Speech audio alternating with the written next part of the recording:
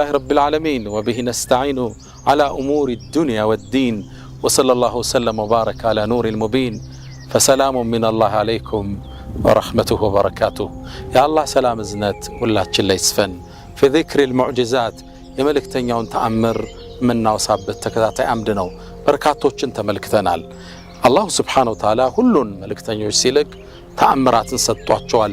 لقد أرسلنا رسولنا بالبينات እኛ መልእክተኞቻችንን በግልጽ በሆነ ማብራሪያ ተአምር ልከናቸዋል። بالحجج الواضحات والآيات الباهرات والمعجزات الظاهرات ግልጽ የሆነ ተአምር የተብራራ መረጃን አስዞ ነቢያቶች ልኳቸዋል።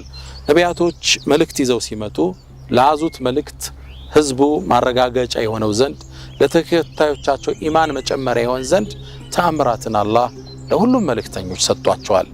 ታዲያ እነዚህ መልእክተኞች ይዘውት የሚመጡት ተአምር ግዚያቸውን የዋጀ ተጨባጫቸውን ያማከለ የማህበረሰቡን አስተሳሰብና ግንዛቤ የመጠነ ነበር። ነብዩላህ ሷሊህ ግመልን ከተራራ እንዲወለድ ያደረጉት በሙዕጅዛቸው ከግመል ጋር ትስስር በነበረው ማህበረሰብ ዘንድ ስለተላኩ ነው።